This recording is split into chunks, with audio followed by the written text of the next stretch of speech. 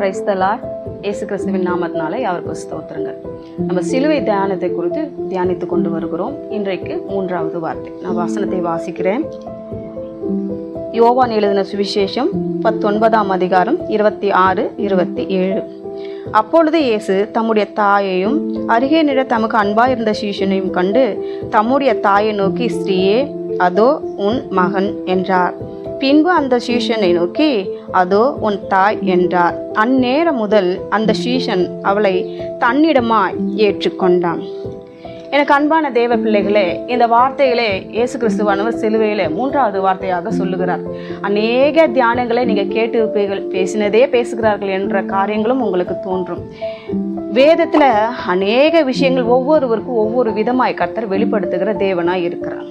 எனவே இதில் நீங்கள் நன்றாக இதை கவனித்து பார்க்கும் பொழுது சிலுவையிலே சொல்லப்பட்ட இந்த 3வது வார்த்தையில் நிறைய காரியங்கள் இருக்குது. முக்கியமாக இயேசு கிறிஸ்துவானவர் தன்னுடைய தாயிடம் 3 முறை மட்டுமே பேசியதாக வேதாகமத்தில் குறிப்பிடப்பட்டிருக்கிறது.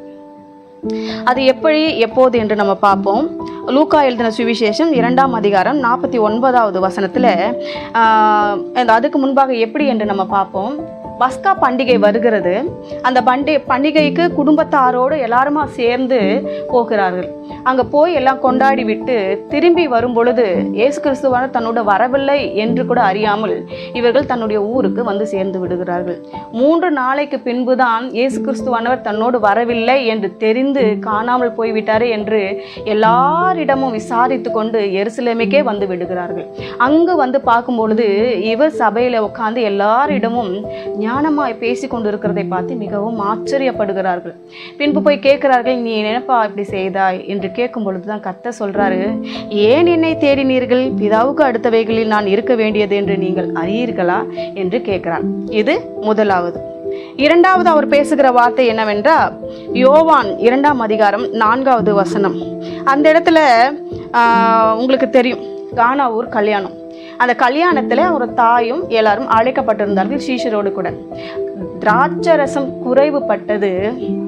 இந்த திராட்சை ரசம் இயேசு கிறிஸ்து, மரியாள், சீஷர்கள், இது எல்லாமே சிலுவையின் ஒரு நிழலோட்டமாய் காணப்படுகிறது. இதை ஆழமாய் தியானிப்பவர்களுக்கு மட்டும்தான் இதை அதிகமாக அறிந்து கொள்ள முடியும்.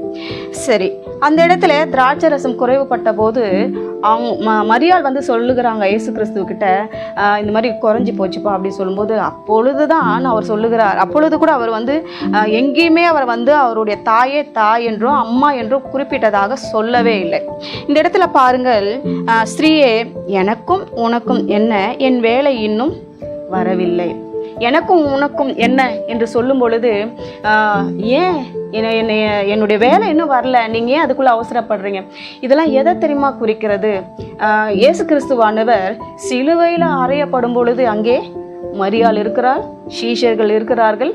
திராட்சை ரசம் எதை குறிக்கிறது என்றால் நமக்காக சிந்தப்படுகிற புதிய உடன்படிக்கைக்குரிய இரத்தமாய் இருக்கிறது.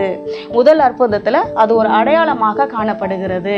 அதுதான் அவர் என்ன சொல்றாரு, என்னுடைய வேலை இன்னும் வரவில்லை என்று சொல்லுகிறார். அவர் எல்லாமே அதினதின் காலத்துல சகலவற்றையும் நேர்த்தியாய் செய்கிற தேவன். முன்னாடியும் செய்ய மாட்டாரு, பின்னாடி செய்ய மாட்டாரு. கரெக்டா அந்த செகண்ட்ல பஞ்சுவாலிட்டியில பயங்கரமான தேவன் நம்முடைய தேவன். அந்த அளவுக்கு செய்கிற தேவன் தான். ஸ்திரீயே என்று சொல்லுகிறத பார்க்கிறோம். 3வது வார்த்தை தான் சிலுவையில தொங்கிய பொழுது அதோ உன் மகன் இதோ என்று சொல்லுகிறதை நீங்கள் பார்க்கிறீர்கள். பாஷையில நீங்க நன்றாக கவனித்து பார்ப்பீர்களானால் ஸ்திரீ என்பது எதை குறிக்கிறது? இந்த இடத்துல நீங்க பார்த்தீங்கன்னா குணே, குணாய். குணே என்பதும் குணாய் என்பதும் பெண் என்பதை குறிக்கிறது. சரிங்களா? இடே என்றால் அதோ, அங்கே, இங்கே அல்லது இதோ, அதோ என்ற ஒரு பொருளை குறிக்கிறது. மேட்டேர், மேட்டேர் என்றால் தாய், அம்மா என்பதை குறிக்கிறது. ஸ்திரீ என்பது ஒரு பெண், சாதாரண எல்லா பெண்களையும் குறிப்பிடுவது போல குறிப்பிடுகிறது. இவர் ஏன் அவர்களை ஸ்திரீ என்று அழைக்கிறார் என்பதை குறித்து மிகப்பெரிய ஆழமான சத்தியம் ஒன்று இருக்கிறது. அதை நம்ம நாளைய தினத்தில் நமக்கு நேரம் கிடைக்கும் பொழுது அதை தியானிப்போம். சரி, இந்த இடத்துல நீங்கள் பார்க்கும் பொழுது எதற்காக இந்த காரியங்கள் நான் யோசித்தது உண்டு. யோசேப்பு ஒருவேளை அவரை பற்றி அந்த இடத்துல குறிப்பிடப்படவில்லை, ஒருவேளை மரித்து போயிருக்கலாம், அவரை பற்றி அதுக்கப்புறம் குறிப்பிடப்படவில்லை. ஆனால் தனக்கு அன்பா இருந்த சீஷனை நோக்கி, நீங்க நன்றாக கவனித்து பாருங்கள், மரியாளுக்கு எத்தனை பிள்ளைகள் அதற்கு அப்புறம் பிறந்திருக்கிறார்கள், இயேசு கிறிஸ்துவுக்கு எத்தனை சகோதர சகோதரிகள் இருக்கிறார்கள், வேதத்துல குறிப்பிடப்பட்டிருக்கிறது. வீட்டுக்கு இவர் மூத்த குமாரன், அவர்களுக்கு பின்பு இருக்கிற எத்தனையோ பிள்ளைகள் அவர்களோடு தான் அந்த அனுதினமும் அவர்கள் வாழ்ந்து கொண்டு வந்தார்கள். ஆனால் அவர்களை எல்லாம் அழைத்து, அம்மாவை பார்த்துக்கோங்க, பத்திரமா பார்த்துக்கோங்க, நான் பிதாவுக்கு அடுத்தவைகளை நான் போக வேண்டியது இருக்கிறது என்று சொல்லாமல் தனக்கு அன்பா இருந்த சீஷனை அழைத்து சொல்ல வேண்டிய காரியம் என்ன இல்லையா? நன்றாக யோசித்து பாருங்கள். அந்த சீஷன் எப்போதும் இயேசுவின் மார்பிலே சாய்ந்து கொண்டிருந்தவன் அன்பான சீஷன் என்று சொல்லப்படுகிறது. இந்த சீஷனையும் அவர் என்ன செய்யவில்லை, விடவில்லை.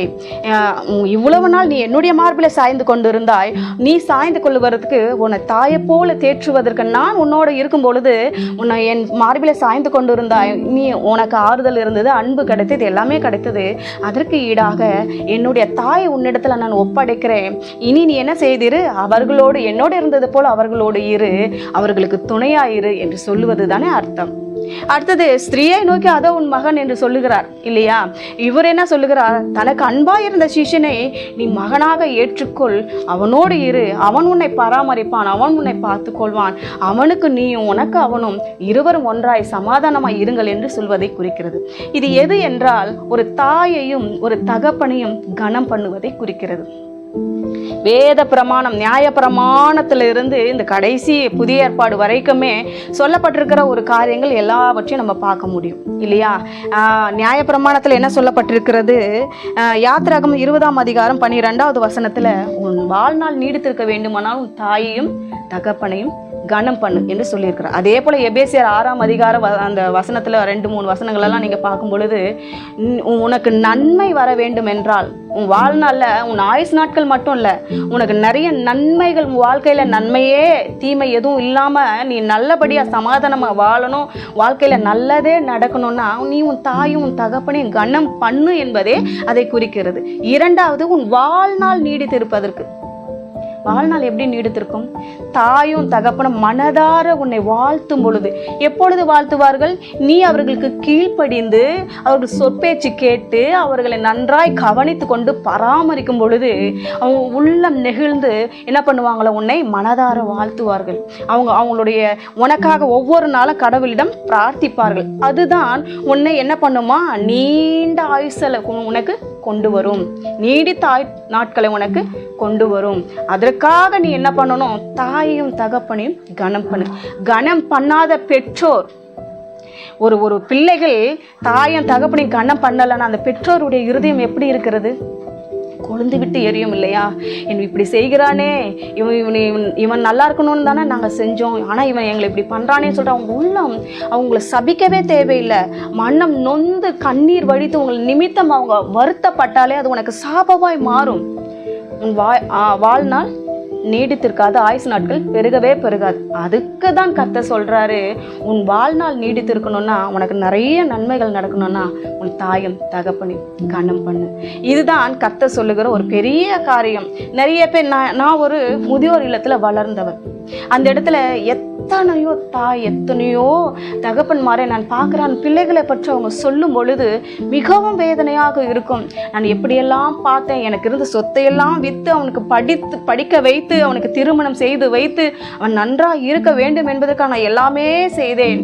ஒரு கொஞ்ச காலத்தில் நீ எனக்கு தொந்தரவாக இருக்கிறாய், உன்னை நான் அங்கே கொண்டு போய் விடுகிறேன், உனக்கு பணம் கட்டுகிறேன், நீ அங்கே இருந்து விடு, உன்னை பார்த்து கொள்வார்கள்.